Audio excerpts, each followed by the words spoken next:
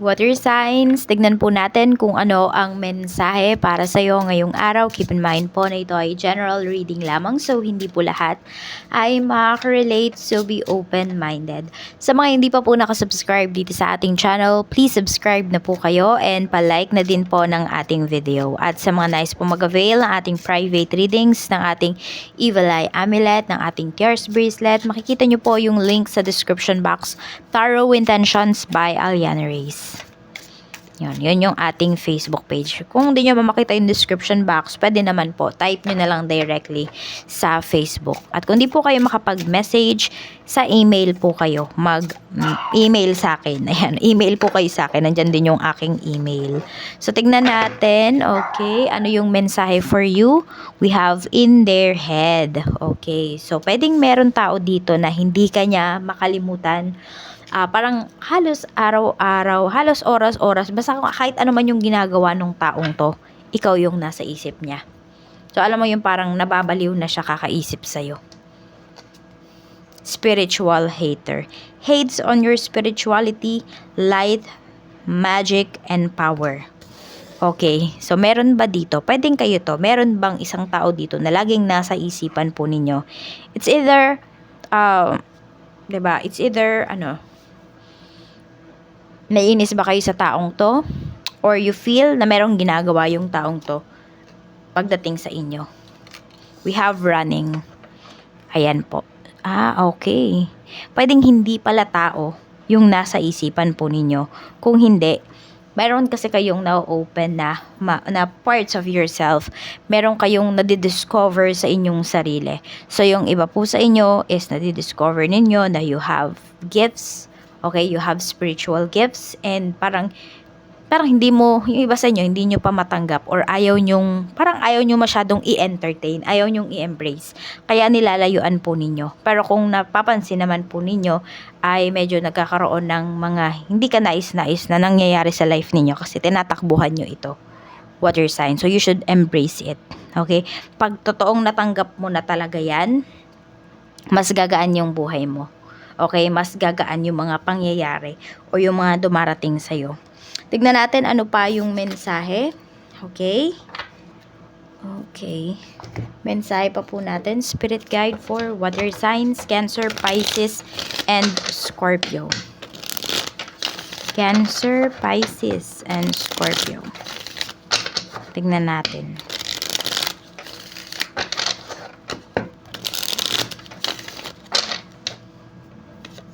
We have the Emperor. Meron tayo ditong the Empress. So, pwedeng may mag-asawa dito, magkarelasyon. Ten of Wands na nai-stress. So, parang parehas kayong nai-stress ng person mo or ng mga taong ka-deal mo ngayong araw na ito. So, ayan. Yung iba po sa inyo, dahil hindi nyo tinatanggap kung ano itong sabihin natin. It's either your intuition. Okay? So, pwedeng meron ba dito? Feeling ninyo may iba yung taong mahal po ninyo. So, pwedeng yan. Binibigay talaga sa inyo lahat ng signs na hiningi ninyo. Alam mo yung hinihingi mo yung signs, pero di ka naniniwala kapag nandiyan na. Kasi, yung sign na hiningi mo, nagko-confirm dun sa hinala mo, sa intuition mo. Okay? Kaya lang kasi, yun nga, yung hinala mo na yun is, sabi natin, on the negative side yun. Kaya parang, pag binigay sa'yo yung sign, parang tinatanggi mo naman. Yan yung nakikita ko dito. Kaya na-stress yung iba sa inyo. Yan, yung iba din naman po sa inyo, hanggat hindi nyo to ine-embrace, pwedeng hindi po kayo, pagdating sa love life po ninyo. Alam mo yung hindi siya magpo-progress. Kung nasaan lang yung relationship ninyo ngayon, hanggang dun lang siya. So, nagkakaroon naman ng blockages. So, tignan natin ano pa yung mensahe para sa'yo pagdating sa mga kasama mo sa bahay, family mo sa bahay. Tignan natin. We have 10 of Pentacles. We have 9 of Pentacles. And we have Page of Wands. Okay, so nagfo-focus yung mga kasamahan mo sa sa bahay, sa kanya-kanya nilang mga gawain. Pwedeng sa trabaho. Okay, so meron po dito, pwedeng may mag-a-apply dito ng work. Pwedeng part-time lang po ito. Ayan, makikita ko dito sa family mo, may makakaipon. Meron din nagsusugal dito. So, may mga tao kasi talaga na swerte sa sugal. Yung kapag meron silang tinayaan na nanalo talaga, pag meron nga, kunwari, sumali sila sa raffle, di ba, nananalo, makikita nyo yun sa natal chart nyo eh. Oo, nandun yun. If I'm not mistaken, nasa Jupiter sign yun. Hindi ko lang alam kung anong house. Pero ayan po, meron dito sa family mo, swerte siya sa mga ganyan. Oo. Tapos pwede rin na may magpa-part-time dito. So ayan, tignan natin kung ano yung mensahe. Pagdating naman po sa, pwede rin naman kayo yun, water signs, yung swerte na yun sa mga ganyang bagay. Tignan natin ano yung mensahe pa para sa'yo pagdating naman po sa iyong, ayan, pagdating naman sa iyong love life. We have, not love life, sa mga taong makakasalumuha mo to ngayong araw. We have the stars. And we have King of Cups. Meron bang taong umiiwas sa'yo dito? Or feeling mo iniiwasan ka? Or siguro yan yung mafe-feel mo sa mga tao na makakasalumuha mo. Parang iniiwasan ka nila. Meron din ako nakikitang reconciliation dito. So, pwedeng sa mga nasa paligid mo may magkakaayos. Pwede rin kayo yan ng asawa mo, kayo yan ng person mo, ng kadil mo. Pwedeng magkakaayos kayo dito. Okay, yung iba naman po sa inyo, kung yung makakasalumuhan ninyo ngayon ay about naman to sa mga business partnership. So, magkakasundo po kayo dito. Kung sino man yung kausap mo is magigets ninyo yung point ng isa't isa. Tignan natin ano naman pagdating sa love life. We have the High Priestess. So ayan daw, follow nyo daw talaga yung intuition ninyo. It's either positive or negative yung napipick up ninyo towards your person. Totoo daw talaga yan. Kaya paniwalaan nyo at gawan nyo ng solusyon. Kung ano man tong solusyon na to at ano man tong hinala po ninyo or ano tong gut feeling, intuition ninyo towards your person, towards your relationship. So, we have 9 of Wands. Marami kasing nililihim sa'yo yung person mo. Yan. May mga times na honest siya sa'yo, pero may mga times din po na hindi. 3 of Cups. So, yung iba sa inyo, naghihinala kayo dito na baka may iba na. May third party na. So, humingi kayo ng sign, ibibigay po yan kaagad sa inyo. And for some of you, kung yung reading na to yung hiningi nyo na sign, ayan po, may third party talaga. Hindi po kayo nagkakamali. Tignan natin ano pa yung mensahe pagdating naman po sa kaperahan. Sa kaperahan, we have Wheel of Fortune. Meron talaga dito, swerte kayo ngayong araw na to. Yan o. 7 of Swords. Yon, sineswerte kayo pagdating sa pera pag wala kayong pinagsasabihan. Okay, 6 of Swords. At saka ito, sinasabi pa dito sa inyo, at smooth lang yung kaperahan ninyo ngayon at tahimik lang daw po dapat kayo. Water signs. Parang kapag may gagawin kayo pagdating sa pera ninyo, huwag nyo munang sasabihin sa ibang tao. Parang isurprise nyo na lang sila. Ganyan daw po. Oo, kahit meron kayong reregaluhan. So, yung iba sa inyo baka may reregaluhan kayo ngayong araw. Huwag nyo na sabihin dun sa reregaluhan nyo na may ireregalo ko sa'yo. Isurprise mo na lang siya. Bakit? Kasi baka bigla siyang parang pag sinabi mo din mag-e-expect yung tao na yon. So baka ma-disappoint ka pa kung sabihin niya, ay hindi yan yung ine-expect ko. 'Di ba? Pero kung surprise, o di wala siyang i-expect, 'di ba?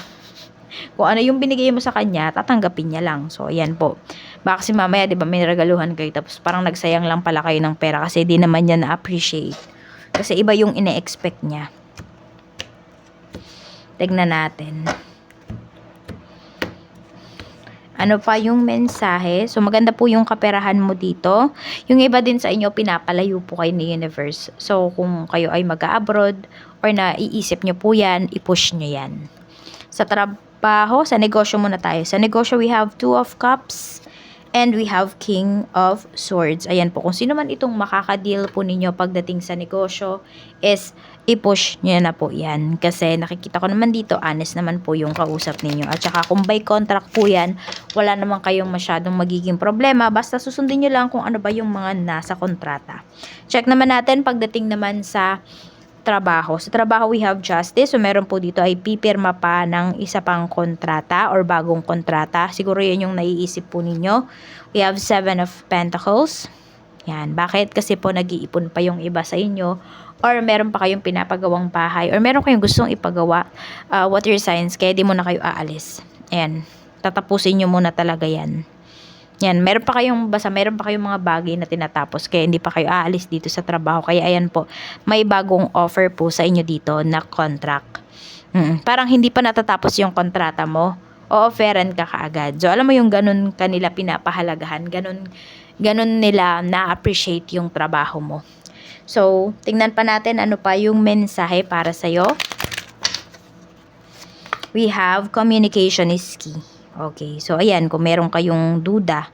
Pero kung may duda kayo about third party, wag niyong sasabihin. Ang gawin nyo, magnilay-nilay muna kayo.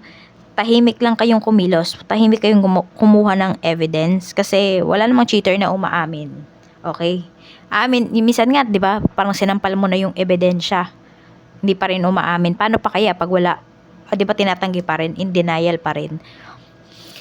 Dinedenay pa rin.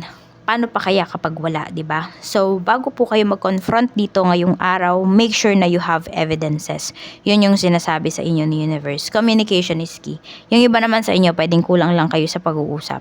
Kung ayan, meron kayong mga dealings dito, sabihin nyo yung mga gusto nyong sabihin. Kesa naman pagkatapos tsaka nyo sasabihin, ay, dapat pala sinabi ko yung ganito, ganyan. Ay, dapat pala ganito. So, di ba, may regret kayo. Tignan natin. So, kung meron kayong taong kakausapin ngayon, ready nyo na yung mga tanong ninyo. Ready nyo na yung mga sasabihin po ninyo. Tignan natin ano pa yung mensahe. Spirit guide, mensahe pa po natin. Archangel Michael, mensahe natin for water signs. So, we have, pay attention to your dreams. Sabi dito. Ito yung prayer ninyo. Thank you for tucking me into bed tonight and helping me enjoy a wonderfully restful night's sleep. Archangel Michael, I invite you into my dreams as my teacher, guide, and healer. Please allow me to understand this. Describe nyo daw yung inyong sitwasyon on a spiritual level and give me guidance. For example, yun nga, kasi may naghihinala sa inyo dito. Diba? Na may iba.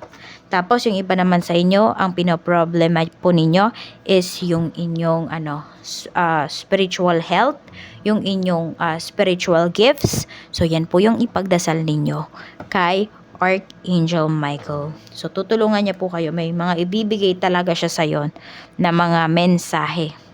Yan. So, maganda na kayo ng papel at saka ballpen. Or pwede naman sa phone nyo na lang i-type. Kung ano man yung mapapaginipan po ninyo ngayon. 18, 20, 40, 39, 37, and 15. Yan po yung iyong lucky numbers. Maraming salamat sa walang sawang pagsuporta nyo po dito sa aking channel. Mag-iingat kayo always and more blessings to come.